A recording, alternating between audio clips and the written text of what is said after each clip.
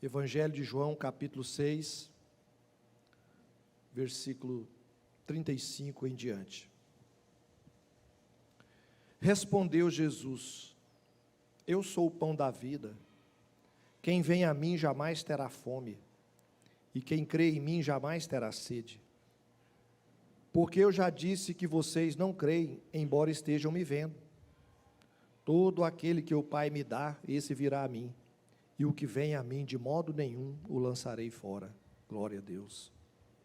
Aleluia. Porque eu desci do céu, não para fazer a minha própria vontade, mas a vontade daquele que me enviou. E a vontade de quem me enviou é esta, que eu não perca nenhum de todos os que ele me deu. Pelo contrário, eu o ressuscitarei no último dia. Glória a Deus. De fato, a vontade de meu Pai é que todo aquele que ver o Filho do Homem e nele crer, tenha a vida eterna, e eu o ressuscitarei no último dia. Louvado seja o nome do Senhor. Meus irmãos, que mensagem maravilhosa. Você já pensou se você pudesse ouvir Jesus pregando essa mensagem?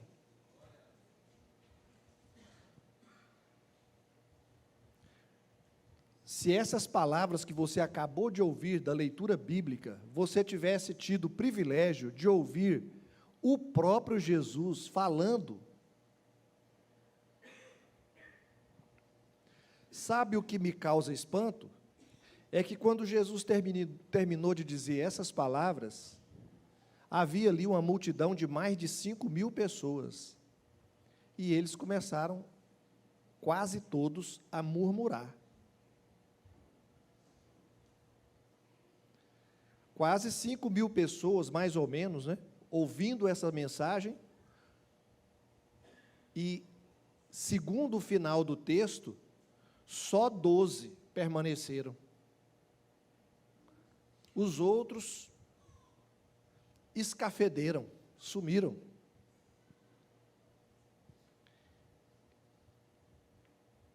Isso me leva a pensar na grandiosidade da distância que o ser humano está de Deus, o quanto o pecado degenerou a nossa humanidade, nos desumanizou, o quanto o pecado nos afasta de Deus. Mesmo tão próximos de Deus, ao mesmo tempo estamos tão distantes dele. A parábola do filho pródigo mostra aquele filho mais velho, que embora estava na casa do pai o tempo todo, servindo, trabalhando para o pai, não conhecia o seu pai. Não desfrutava do pai que tinha. O pai para ele era como se fosse um patrão e não um pai. Que adiantou tanto serviço, trabalhar tanto para o pai, se ele não desfrutava do pai. Não conhecia o amor do pai. Aquele filho mais velho representa muitos de nós, que estamos aí na vida cristã, na vida religiosa, na igreja, às vezes somos até ativos na obra de Deus, trabalhamos muito na obra do Senhor, e não conhecemos o nosso Senhor, não conhecemos o nosso Deus, não conhecemos o seu amor e não desfrutamos do seu amor. Jesus vai fazer essa afirmação: eu sou o pão da vida. O texto está dizendo que Jesus fez isso em resposta a uma pergunta da multidão. Eu queria rememorar a você que Jesus, antes de dizer essas palavras, ele fez 3 grandes milagres. O primeiro milagre foi a multiplicação dos pães e peixes, e alimentou 5.000 homens, fora mulheres e crianças. Esse foi o primeiro milagre. O segundo milagre foi que, após esse fato, Jesus se esconde numa montanha, os discípulos pegam o barco e entram no mar, e Jesus espera escurecer, porque ele estava tentando esconder da multidão, e quando escurece, Jesus resolve ir ao encontro dos discípulos, mas o mar estava numa tempestade. Então, Jesus, em vez de pegar o barquinho pequeno que ficou e ir ao encontro dos discípulos, ele, para escapar da multidão, ele entra por outro lado do mar e vai ao encontro dos discípulos andando a pé em cima das águas. E já era madrugada quando os discípulos, apavorados com a situação da tempestade, viram Jesus andando em cima das águas. Juntou o medo da morte, a tempestade, aquela confusão toda, quando eles viram Jesus andando sobre as águas, pensaram que era um fantasma. Jesus então entra no barco e a tempestade cessa. 3 grandes milagres.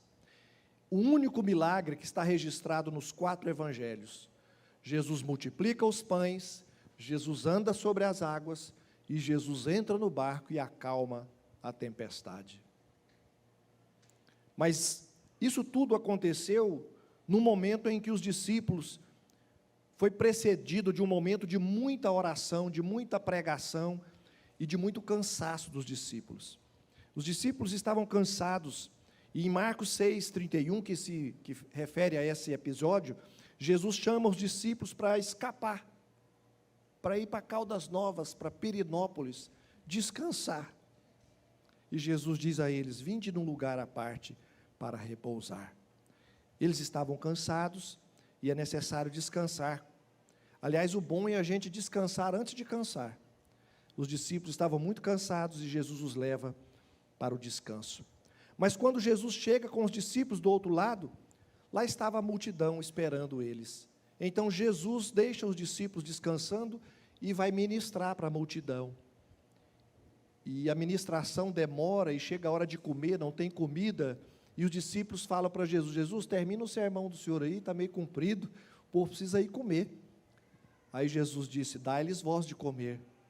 Como que nós vamos dar comida para esse povo, Senhor? São mais de 5.000 homens, são cerca de 5.000 homens, mais as mulheres e crianças, e nós não temos dinheiro para comer para esse povo. E Jesus diz: não é vocês que vão alimentar esse povo. Vocês não têm nada aí, não? Aí aparece um menininho lá com os pães e peixes, 5 pães e 2 peixes.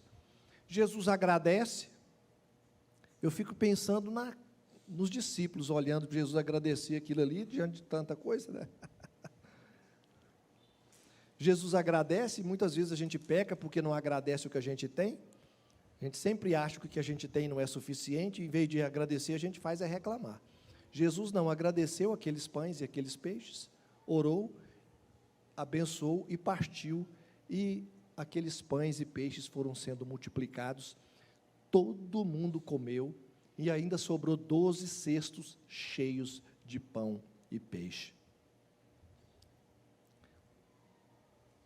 Jesus estava ali próximo do mar da Galileia, e cheio de compaixão, Jesus cuida das necessidades daquele povo, e alimenta, e o povo fica fascinado com Jesus.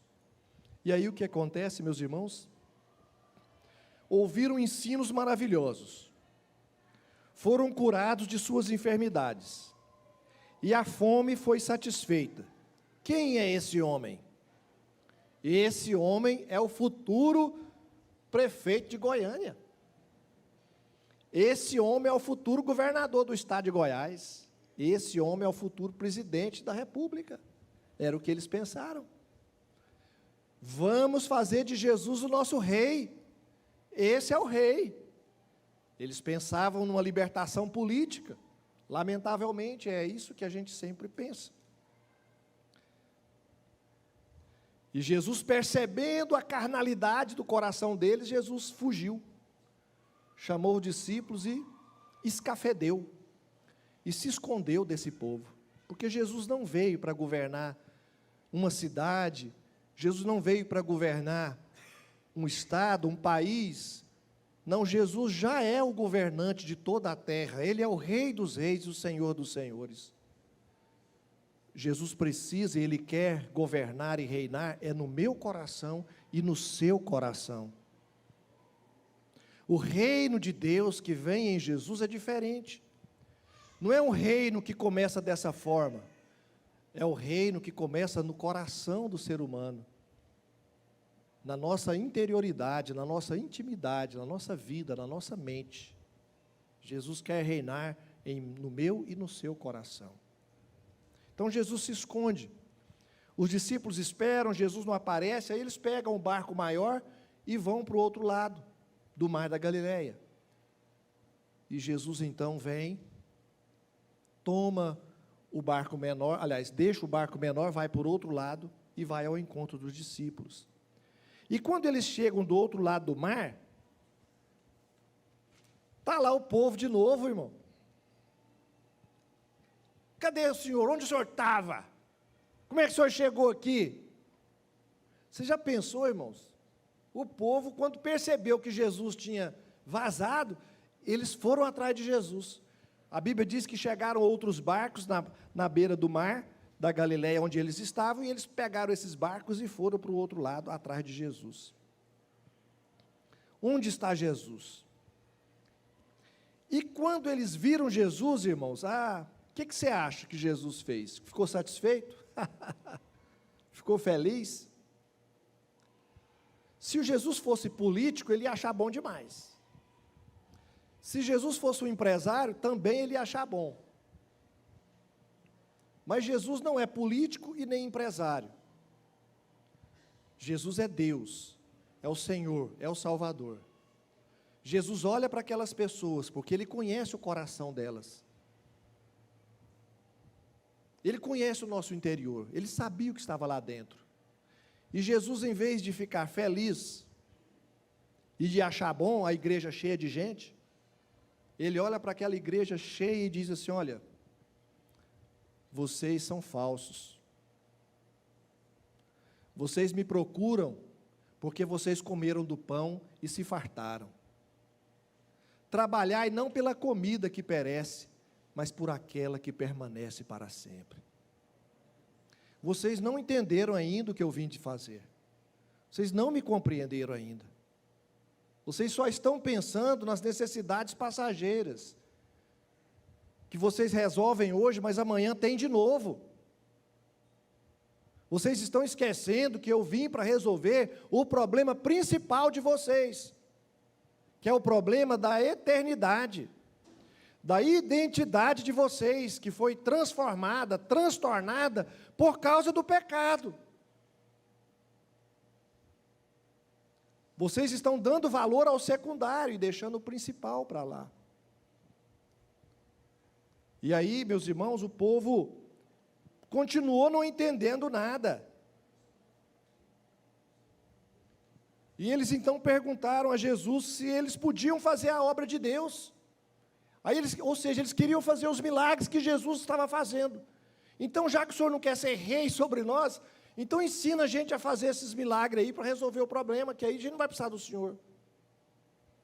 Aí Jesus fala para ele: olha, a obra de Deus, vocês não entenderam nada. A obra de Deus que vocês precisam fazer é crer em mim, é crer que eu fui enviado pelo Pai. Mais uma vez eles não entenderam. Aí eles disseram: Senhor, faz um sinal para que a gente creia. Poxa, irmãos, você já viu aqui, alguém aqui já viu multiplicar pão e peixe? Alguém aqui já andou sobre as águas, ou viu alguém andando em cima de um mar revolto? Você já viu alguém acalmar uma tempestade? Aquelas tempestades quebrando tudo e alguém simplesmente ergue o braço e diz: acala-te, e a tempestade instantaneamente acaba? Eles tinham visto tudo isso, mas no entanto não servia para eles, eles queriam mais. E aí Jesus disse: olha, eu sou o pão da vida. A resposta que Jesus dá para eles: quem vem a mim jamais terá fome, e quem crê em mim jamais terá sede. Ou seja, quem tem Jesus tem tudo. Quem tem Jesus tem tudo. Hoje, a irmã Eva, ela estava aqui quinta-feira na oração de manhã, Saiu, foi para casa. Chegou lá, ela teve um problema gravíssimo de saúde. Os batimentos cardíacos dela foi, acho que a 180, parece que ela falou. Correram com ela para o pronto-socorro. O irmão Osmar falou para mim que ele não sabia se ele ia morrer vendo a mulher dele sofrer, ou tanto de sofrimento que ele viu naquele pronto-socorro. Gente sendo quebrada, atirada, de tudo quanto é jeito. Quem já trabalhou com isso sabe, né? Eu, por exemplo, passo longe desses lugares. E sabe o que a irmã Eva estava fazendo lá no pronto-socorro, morrendo? Orando pelas pessoas que estavam ruins lá do lado dela.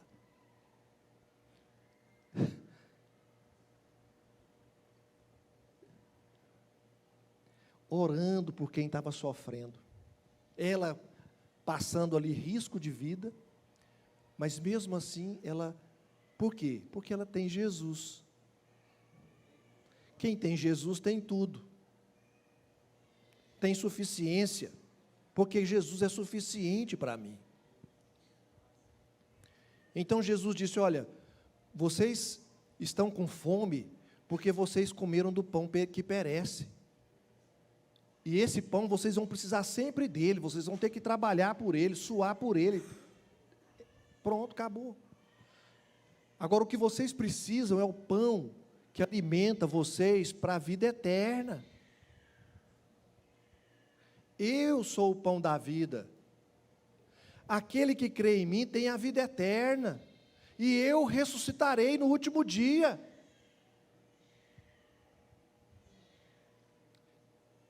É outra ideia, irmão. Não é uma vida só aqui, não. É uma vida para além da sepultura. Pastor José Pereira Reis estava lá morrendo, e um dos seminaristas que ajudou ele muito, foi lá visitá-lo depois de muitos anos, e quando foi orar para ele, ele disse, olha, não precisa pedir para Deus me curar não, porque eu sei que o Senhor vai me levar. E a fé que eu tenho em Jesus, ela é para além da sepultura. Irmãos, essa mensagem que Jesus prega foi tão interessante que não serviu para os seus ouvintes. Eu quero saber do pão que perece. E eles abandonaram, começaram a murmurar e foram saindo. E sobrou, se você ler todo o capítulo 6, vai sobrar só os 12. E Jesus olha para aqueles 12 e pergunta, se vocês quiserem ir embora, pode ir. Jesus não prende ninguém, não obriga ninguém, não força ninguém. Só segue Jesus se você quiser. Você é livre para andar com Ele ou não. E o apóstolo Pedro então responde, para quem iremos, Senhor? Só o Senhor tem as palavras de vida eterna. Querido irmão, querida irmã, todos nós temos necessidades, problemas, lutas. Deus está interessado nelas, por mais simples que elas possam ser, Ele quer nos abençoar. Mas o mais importante para nós é saber se nós temos ou não a vida eterna. Se nós temos o nosso nome escrito no livro da vida, como os meus netos gostam de... Que negócio é esse de livro da vida, né? Então, isso é invocado.